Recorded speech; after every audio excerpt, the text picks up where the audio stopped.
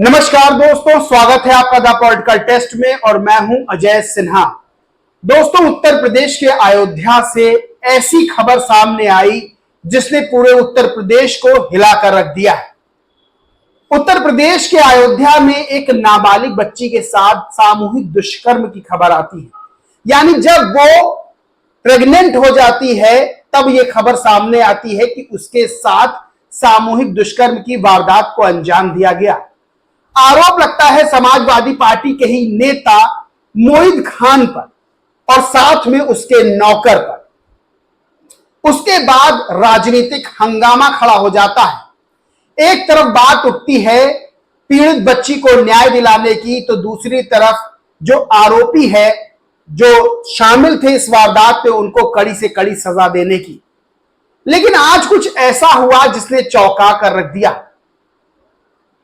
सबसे पहले तो पीड़ित परिवार ने मुख्यमंत्री योगी आदित्यनाथ से मुलाकात की। योगी आदित्यनाथ ने कहा कि इस मामले में आरोपियों पर कड़ी से कड़ी कार्रवाई की जाएगी और जो आरोपी था समाजवादी पार्टी का नेता, उसकी बेकरी पे उसके अवैध कब्जों पर बुलडोजर की कार्रवाई हुई। सबसे बड़ी बात यह है कि इस बुलडोजर की कार्रवाई के बाद मामला और हाईलाइट हुआ। लेकिन बहुत कुछ ऐसा हो गया जिसने राजनीति पर ही सवाल खड़े कर दिए। यानी अखिलेश यादव का एक ट्वीट आना और उस ट्वीट के बाद जो है बीएसपी सुप्रीमो मायावती का भड़क जाना उत्तर प्रदेश की राजनीति में भूचाल ले आया है। बीएसपी सुप्रीमो मायावती के ट्वीट की, उनके बयान की चर्चा चारों तरफ हो रही है। मीडिया में बयान छा गया है। एक तरफ अखिलेश यादव का बयान छाया, वहीं अखिलेश यादव के बयान के बाद बीएसपी सुप्रीमो का जो पलटवार रहा वो मीडिया में छाया हुआ है। मायावती ने अखिलेश यादव पर बहुत बड़े सवालिया निशान लगा दिए। थोड़ा सा मामले को आपके सामने रखते हैं कि मामला क्या था, उसके बाद पूरी बात बताते हैं।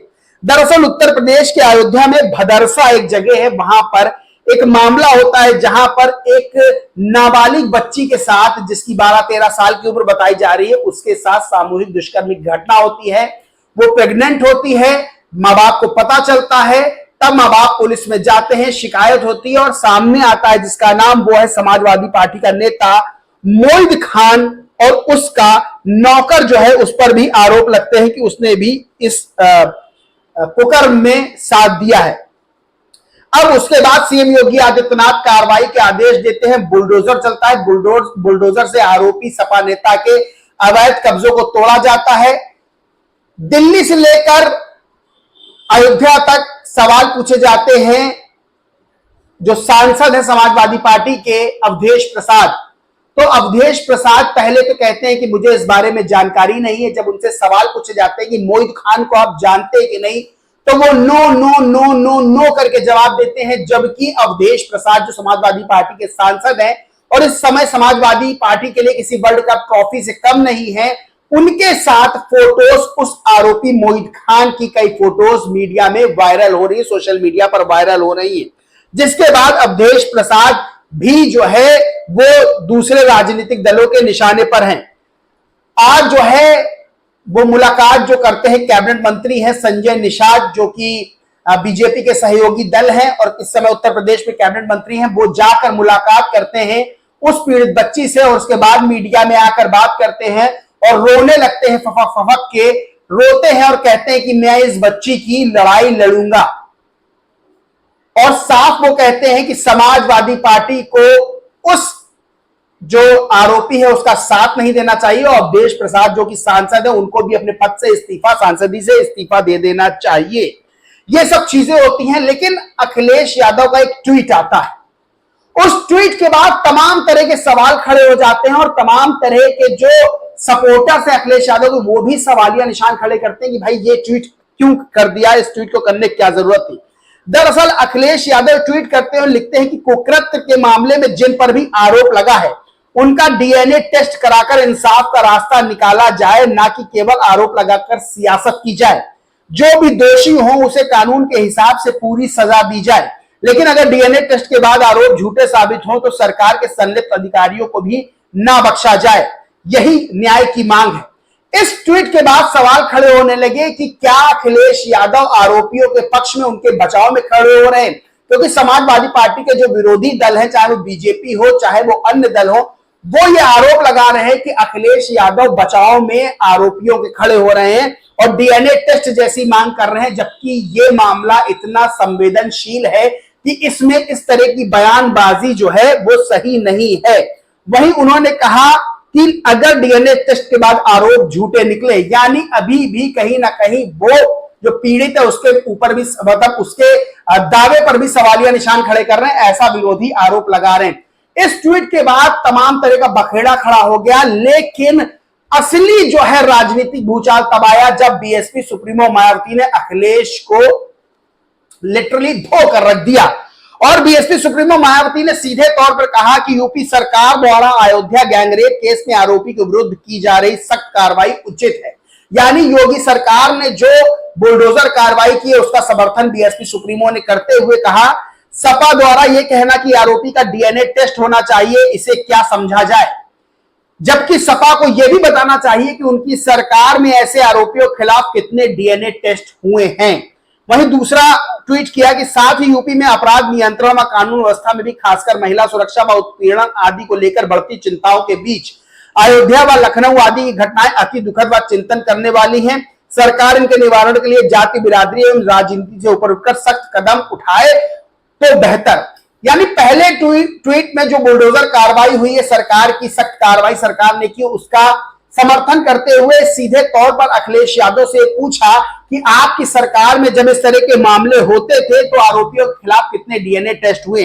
यानी इसके बाद तमाम तरह के जो है वो राजनीतिक बखेड़ा खड़ा हो गया। बीएसपी सुप्रीमो मायावती ने सीधे तौर पर जो है अखिलेश यादव को घेरा है और मीडिया की सुर्खियां बन गया है बीएसपी सुप्रीमो मायावती का ट्वीट। और ये बात भी सब लोग कहने लगे हैं कि बीएसपी सुप्रीमो मायावती ने बिल्कुल सही कहा है कि अगर इस तरह का मामला सामने आए तो अखिलेश यादव को इस तरह के डीएनए टेस्ट की मांग और इस तरह की मांग रखने की जरूरत क्या थी।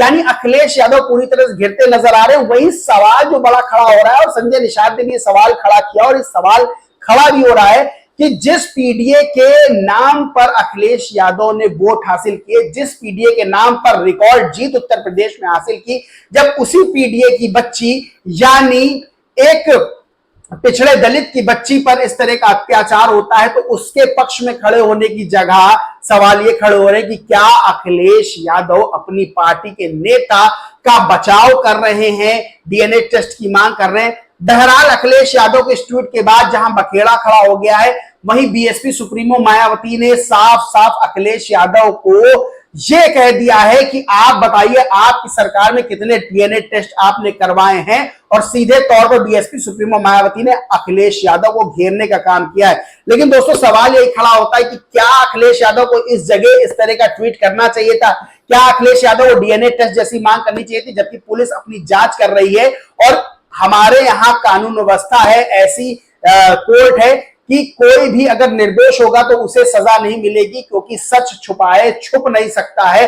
और अगर डीएनए टेस्ट जैसी मांग होती तो पुलिस कोर्ट वो जो है ये मांग करता, लेकिन इस तरह की मांग करना और कहीं ना कहीं जब समाजवादी पार्टी का ही नेता इस मामले में फंसा हुआ नजर आ रहा हो तो इस तरह की मांग करना अपने आप में सवालिया निशान है। और बीएसपी सुप्रीमो मायावती इस समय बहुत एक्टिव है, चाहे वो बीजेपी से रिलेटेड हो, चाहे वो समाजवादी पार्टी कांग्रेस से रिलेटेड हो, जहां गलत हो रहा है उसके खिलाफ आवाज उठा रही है और जो गलत का समर्थन करता हुआ कथित तौर पर नजर आ रहा है तो उसके लिए तो इस समय बीएसपी सुप्रीमो मायावती काल बनती जा रही है, क्योंकि हर मुद्दे पर, हर बड़े मुद्दे पर बीएसपी सुप्रीमो मायावती जो है वो एक्शन में नजर आ रही है, बोल रही है। और सबसे बड़ी बात है कि आज आकाश आनंद ने भी जो है वो जनसभा को संबोधित किया। इस आकाश आनंद को लेकर अगला वीडियो हमारे चैनल पर आएगा, वो आप देख सकते हैं। लेकिन इस जो मामला है अयोध्या वाला, उसमें बीएसपी सुप्रीमो मायावती ने अखिलेश यादव को जमकर जो है लपेटा है, जमकर जो है आईना दिखाया है।